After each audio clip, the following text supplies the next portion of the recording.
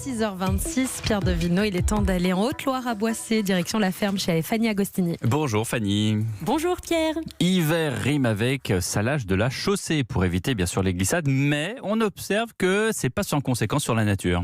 Oui, il en va de la sécurité des usagers. Le sel, pour accélérer la fonte de la neige sur les routes et les trottoirs, est effectivement très efficace, mais nous n'avons pas idée des quantités qu'il faut déverser chaque hiver. Sachez que la moitié de la production mondiale de sel est utilisée pour le salage des routes, avec des conséquences évidentes pour la faune et pour la flore. Ce surcroît de salinité entraîne des bouleversements aux abords des routes, car le sel va brûler la végétation, se diluer dans le sol, modifier son pH, ce qui va nuire à sa fertilité, et par infiltration va se retrouver autant dans les nappes phréatiques que dans les cours d'eau.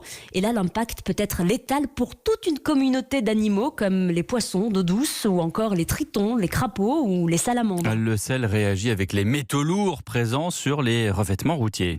Par réaction chimique, le sel va favoriser la dispersion des métaux lourds sur les routes, notamment ceux qui se concentrent avec l'usure des pneus et les gaz d'échappement. Tenant compte de cette problématique, il est important de trouver des alternatives pour limiter cette pollution saisonnière grâce au sablage, au raclage, en utilisant des copeaux ou de la pouzzolane, particulièrement sur les routes qui entrent en contact avec des sites naturels à forte valeur ajoutée environnementale, comme des réserves naturelles ou à côté des rivières. Et une réglementation se met d'ailleurs en place pour limiter les dommages.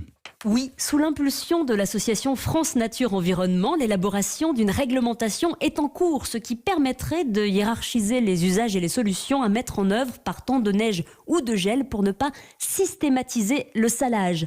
On peut pour cela s'inspirer de ce qui se fait ailleurs en Europe, comme en Autriche, où le salage est même prohibé sur certains tronçons routiers. En Finlande, il existe même des quotas pour limiter l'usage du sel, récompensés par le versement d'une prime lorsque les quantités de sel utilisées sont inférieures aux prévisions. Merci Fanny Agostini, que l'on retrouve bien sûr sur notre site europe1.fr.